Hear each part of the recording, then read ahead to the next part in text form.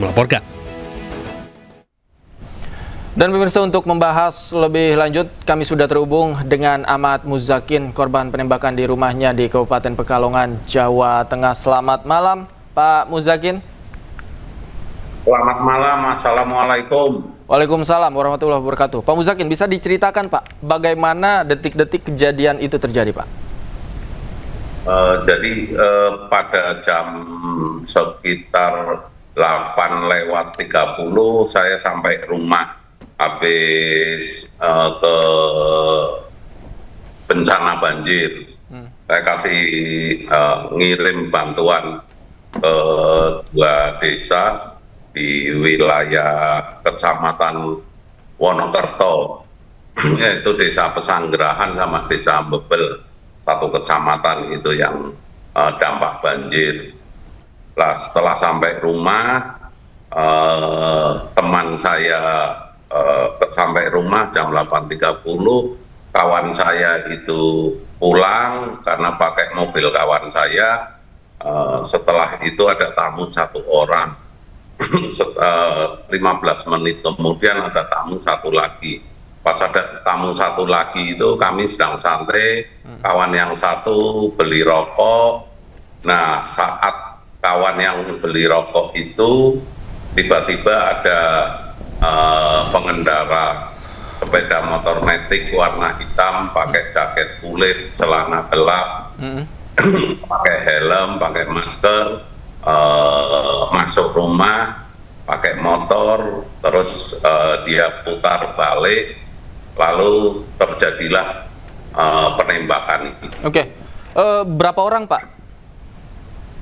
1 orang. Hanya 1 orang? Ya. Oke. Sebelumnya Bapak pernah mendapat ancaman atau ada hal-hal yang mencurigakan mungkin di depan rumah? Tidak ada Bapak, kami bergaul dengan kawan-kawan baik-baik aja. Berapa kali tembakan Pak? 1 kali tembakan aja. Oke, 1 kali. Jadi pelaku datang kemudian muter langsung menembak, tidak ada kata-kata yang ia sampaikan sebelum menembak Pak? Tidak ada kata-kata. Jadi saya berhadapan-hadapan langsung sama senjata itu, tapi pelaku menghadapnya sama ke barat semua. Jadi muter, dia nengok sambil nembak itu. Kita bersyukur bahwa tembakan tersebut meleset Pak ya. Dari jarak berapa meter itu Pak? Bisa dijelaskan Pak? 10 meter. Oke. Kemudian apa yang Anda lakukan setelah itu Pak? Setelah itu kawan saya mau ngejar tapi saya larang, mengingat menimbang mau ngejar tangan kosong, yang dikejar bawa senjata saya larang. Iya. Kemudian terus saya menghubungi Polda Jateng atas arahan dari Polda Jateng agar menghubungi Polres Kajen, Polres Kabupaten Pekalongan. Setengah jam kemudian dari Polres datang beserta Kapolres langsung juga datang, terus melakukan olah TKP. Pak Kapolres dipimpin langsung Pak Kapolres sampai pagi. Oke. Terakhir Pak Muzakin, apakah Anda memiliki kecurigaan tentang siapa latar belakang pelaku penembakan ini Pak? Dan apa yang ingin Anda sampaikan? Kalau kepada teman-teman, saya berhubungan baik, tapi saat ini saya masih fokus mengawal peristiwa penculikan yang didalangi oleh oknum DPR RI. Oke, Anda sedang mengawal kasus penculikan. Dan menurut Anda atau dugaan Anda, penembakan ini ada hubungannya dengan kasus yang Anda kawal? Keyakinan saya besar. Mengapa Pak? Indikasinya apa? Karena saya dianggap mau memeras. Mau memeras seperti apa maksudnya, Pak? Ya dalam arti supaya peristiwa ini mandek, berhenti, terus saya minta sebuah nominal, dianggapnya begitu.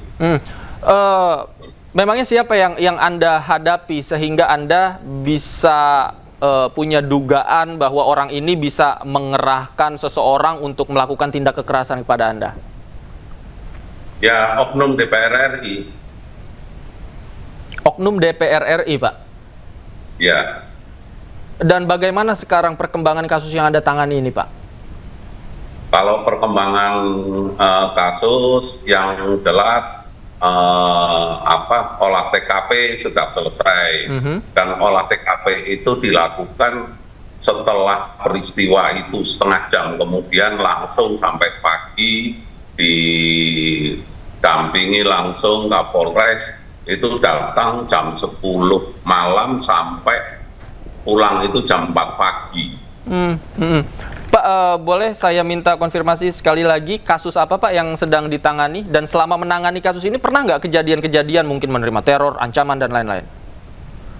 Kasus yang sedang saya dampingi adalah penculikan pedagang martabak, yang menurut hemat saya dalangnya oknum DPR RI, karena kami punya petunjuk bukti dan keterangan dari korban penculikan itu sendiri.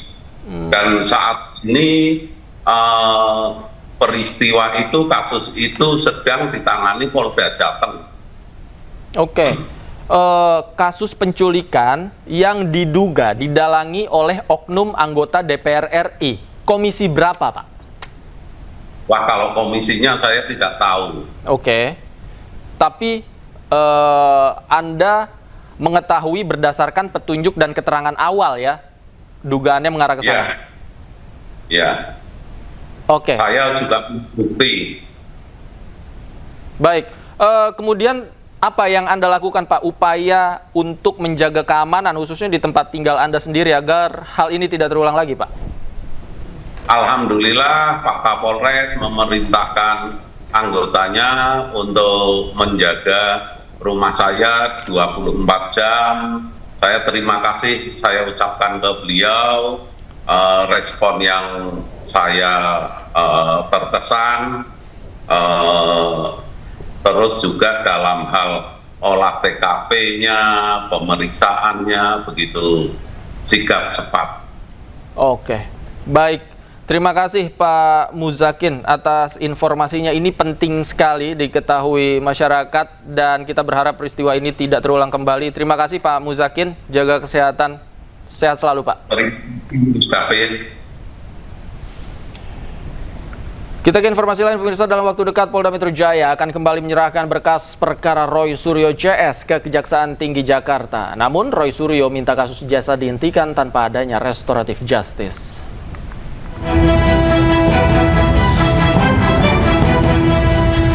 Polda Metro Jaya menyebut akan kembali menyerahkan berkas perkara dugaan fitnah ijazah palsu dengan tersangka Roy Suryo CS ke Kejaksaan Tinggi Jakarta. Langkah ini ditempuh usai penyidik menyelesaikan pemeriksaan tambahan sebagaimana petunjuk jaksa penuntut umum, termasuk memeriksa Presiden ke-7 RI Jokowi di Polresta Solo. Pemenuhan berkas perkara sebagaimana petunjuk-petunjuk yang sudah disampaikan oleh Kejaksaan Tinggi DKI yang disampaikan melalui P19 yang kemarin sudah kami terima, dan proses pemenuhan atas P19 itu sudah berjalan dan kami insya Allah sesegera mungkin akan mengirimkan kembali berkas perkara tersebut sebagaimana petunjuk-petunjuk yang disampaikan oleh pihak jaksa penuntut umum. Di sisi lain, kubu Roy Suryo CS meminta kasusnya dihentikan. Langkah mengajukan penghentian penyidikan setelah mendengar penjelasan dari mantan Wakapolri, Komjen Purnawirawan Ogroseno, yang juga menjadi saksi ahli dari kubu Roy Suryo pada proses penyidikan di Polda Metro Jaya. Karena sebagaimana diketahui SP3 itu bentuknya adalah surat penghentian perkara ya gitu, atau surat penghentian penyidikan. Itu perintah. Jadi artinya suratnya yang dicabut. Kalau suratnya dicabut, harusnya gambarnya bukan hanya 2 tuyul di sini, tapi 8 tuyulnya, ya kan gitu. Tapi karena hanya ada 2, ini yang lucu. Jadi artinya nggak boleh, berarti suratnya salah gitu ya. Sebelumnya kejaksaan telah mengembalikan berkas perkara dengan tersangka Roy Suryo, Rismon Sianipar, dan Tifauzia Tiasuma atau Dr. Tifa karena dianggap tidak lengkap atau P19. Untuk melengkapi berkas, polisi periksa saksi dan sejumlah ahli. Kasus akan disidangkan jika berkas telah dinyatakan lengkap atau P21. Tim Liputan iNews melaporkan. Gubernur Jakarta Pramono Anung larang sweeping rumah makan yang beroperasi siang hari selama Ramadan. iNewsroom segera kembali.